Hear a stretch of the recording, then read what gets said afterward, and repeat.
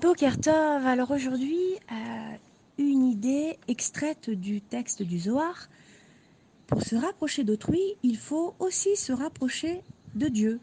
Et il est écrit que les méchants restent éloignés de la Torah et de Dieu parce que leur cœur endurci les incite à se détourner des pauvres, contrairement à Abraham qui commença par se rapprocher de Dieu avant de se rapprocher de ses contemporains.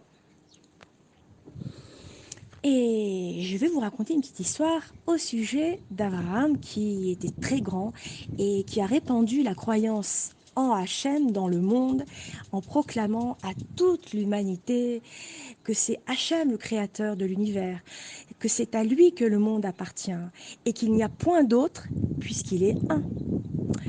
Ainsi, avant que Abraham Avinu ne vienne au monde, les gens étaient tous idolâtres. Ils avaient oublié que Dieu est le créateur. Ils adoraient le soleil, la lune ou d'autres forces de la nature, et toutes sortes d'idoles de pierre ou de bois. Ils étaient gouvernés par un roi qui s'appelait Nimrod. Celui-ci incita tout le monde à se révolter contre Dieu et à faire le contraire de sa volonté. Les hommes se mirent ainsi à implorer les idoles, à se prosterner devant elles et à leur apporter des sacrifices. Jusqu'à ce que vint Abraham Avinu, et il enseigna la vérité au monde. Alors à sa naissance, son papa Terah l'appela Avram. Les astronautes, les astrologues apprirent à Nimrod que ce bébé qui venait de naître allait révéler au monde entier que c'est Hachem qui est le vrai Dieu. Alors Nimrod a voulu tuer Avram. Et heureusement, ses parents l'ont caché dans une grotte en attendant qu'il grandisse. Et voilà que lorsque Avram eut 3 ans, il sortit de sa cachette et il regarda autour de lui. Et il se demanda, qui donc a créé ce monde merveilleux? Qui m'a fait naître et m'a gardé de tout mal? Qui est le créateur et le maître de l'univers? Avram réfléchit longuement. Soudain, il vit le soleil se lever, apportant la chaleur et la lumière au monde entier. Ah, c'est certainement ce grand astre qui est le créateur et le maître du monde, se dit-il. Et tout le jour, Avram adora le soleil. Mais le soir vint et le soleil disparut. Si c'est ainsi, se demanda Avram, qui donc est le créateur et le maître du monde? La lune fit alors son apparition, accompagnée de milliers d'étoiles scintillantes.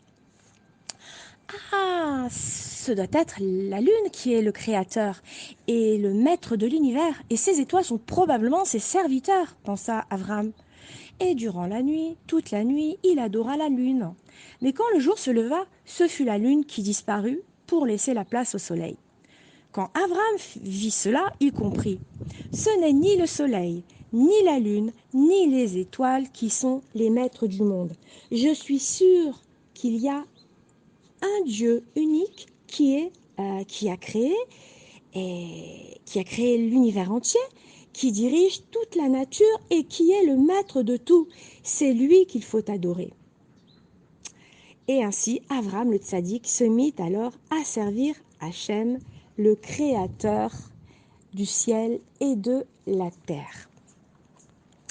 Alors nous, bien sûr, à travers l'exemple d'Abraham Avinu, notre père, notre papa, eh bien, nous devons, à travers l'étude de la Torah, nous nous rapprochons d'Hachem.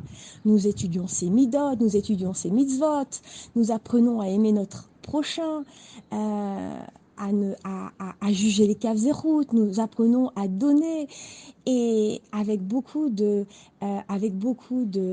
d'amour, surtout d'amour.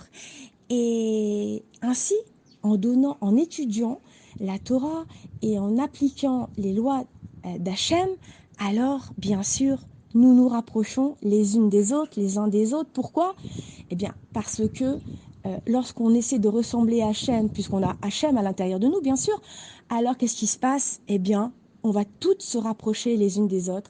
On continue d'étudier Béardout, on continue d'illuminer nos journées les unes après les autres et de nous rapprocher d'Hachem et de répandre encore plus de lumière autour de nous et de construire des kélim, des récipients très solides pour recevoir toute la lumière d'Hachem et ainsi la répandre dans le monde entier.